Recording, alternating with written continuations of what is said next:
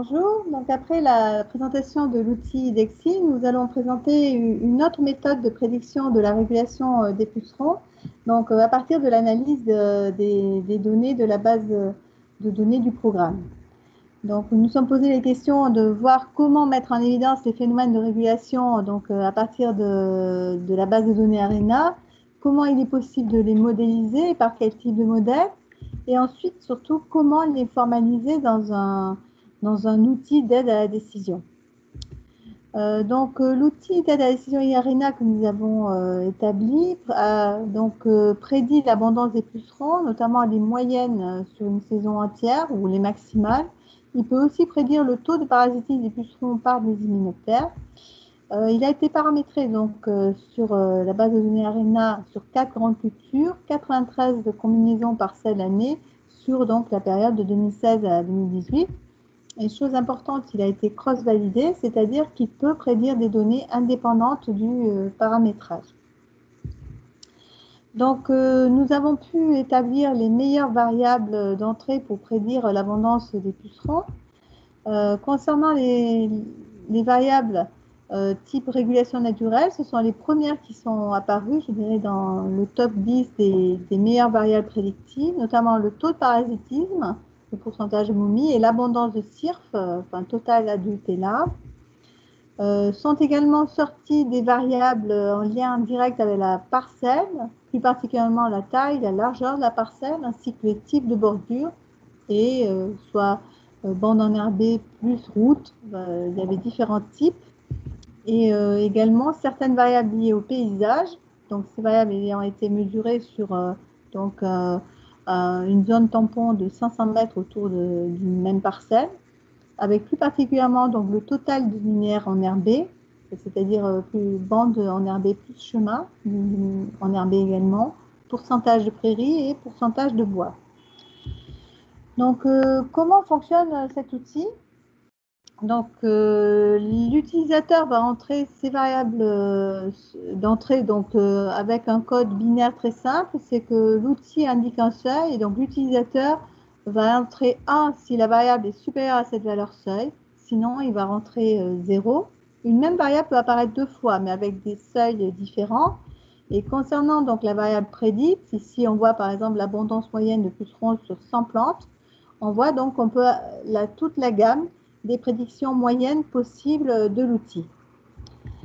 Voilà donc ce qui va apparaître pour l'utilisateur. Il peut donc pour différentes parcelles faire des simulations sur ces pratiques, sur les variables d'entrée plus particulièrement, et il va obtenir des résultats. Si on regarde plus particulièrement dans ce cas le taux de parasitisme, on voit que lorsqu'il est en dessous de 0, c'est-à-dire lorsqu'il passe en dessous du seuil, on voit que tout de suite la répercussion sur la prédiction des pucerons se traduit par une augmentation des abondances de pucerons prédites.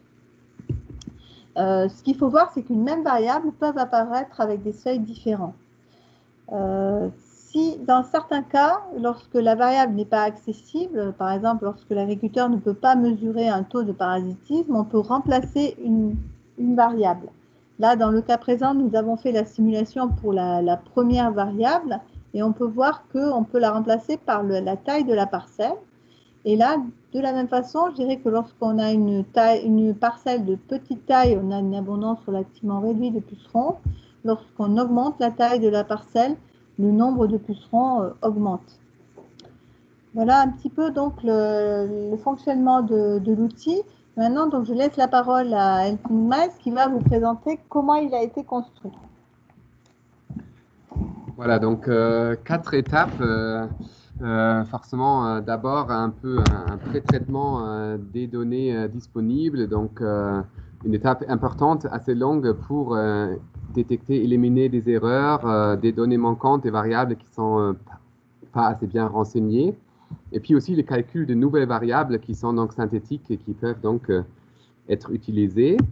La deuxième partie, donc, c'est déjà un choix de méthode de modélisation. Donc, nous avons choisi d'appliquer des arbres de régression, des forêts aléatoires et puis des modèles linéaires classiques. Et puis après, donc, on utilise les données pour ajuster ces mêmes modèles. Après, donc, comme déjà annoncé, il y a une période de cross-validation, c'est-à-dire on essaye de voir si les modèles peuvent prédire des données indépendantes du paramétrage. En gros, ça donne une indication. Est-ce que l'outil permet d'être utilisé dans des situations en dehors des situations qui étaient utilisées pour le construire? Et puis, on a pu donc faire, à partir de ces données stabilisées, enfin ces modèles stabilisés, on a pu donc faire un prototypage de cet outil d'aide à la décision qui fonctionne tout simplement sur un fichier Excel pour l'instant. Et on a pu le tester avec les utilisateurs et on a pu donc faire quelques améliorations grâce à ces retours. Voilà, donc juste une petite conclusion, c'est que on a remarqué que souvent, quand on fait des modèles où les auxiliaires sont présents en tant que prédicteurs, ça donne des meilleures prédictions que quand il y a des modèles sans les auxiliaires comme prédicteurs. Donc, concernant les forêts aléatoires, on augmente la qualité de prédiction de 29% ou dans les régressions de 16%, donc ce qui n'est pas négligeable. Et c'est aussi une petite indication qu'il y avait peut-être donc une régulation qui s'est faite par ces mêmes auxiliaires. Donc, quelques atouts et limites de cet outil IARENA. Donc déjà, on a vu que ça permet, parmi les nombreuses variables qui étaient observées sur le terrain, de les trier selon leur importance et leur pouvoir prédictif pour les variables d'intérêt. C'est relativement facile, comme vous avez pu voir. Parfois, il suffit de savoir si la variable, si on se trouve au-dessus ou en dessous d'un seuil pour pouvoir utiliser l'outil. Et puis, parfois, on n'a pas pu avoir une variable, donc on peut regarder dans les variables remplaçantes pour avoir donc une meilleure accessibilité de l'outil dans des situations différentes. Bon, on a parlé de la cross-validation, donc c'est plutôt robuste comme outil, mais on peut quand même pas garantir que avec des années climatiques différentes ou dans des endroits différents que ça marchera aussi bien. Donc il y a forcément une incertitude par rapport à la prédiction du futur. Et un autre limite, c'est qu'on s'est basé uniquement sur les observations visuelles et sur les piégeages dans les cuvettes jaunes pour les auxiliaires, mais on n'a pas pris en compte les auxiliaires épigés tels que les carabes qui courent aussi. Donc, comme perspective, on peut annoncer que ce serait intéressant de tester cet outil-là donc avec des parcelles réelles, donc d'accompagner des utilisateurs, conseillers, agriculteurs pour l'utiliser. Et puis, comme deuxième perspective, c'est qu'on souhaite faire un nouveau outil d'aide à la décision qui sera donc plus précis et qui permettra de prédire vraiment semaine en semaine l'évolution temporelle des auxiliaires, des ravageurs en fonction de la météo, en fonction des systèmes de culture et en fonction donc des dates d'intervention de l'agriculture sur la parcelle pour vraiment savoir est-ce que avec une telle densité de ravageurs et d'auxiliaires, il sera nécessaire ou pas de traiter. On envisage aussi une combinaison des deux outils que vous avez donc connus à travers cette présentation.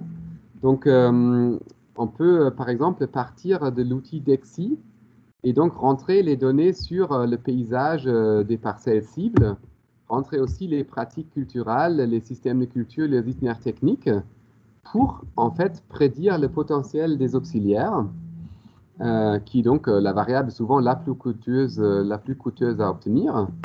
Et cette prédiction-là peut être ingérée dans l'outil IARENA qui permettrait donc, à travers ces arbres de régression, de prédire l'abondance minimum, maximum des pucerons.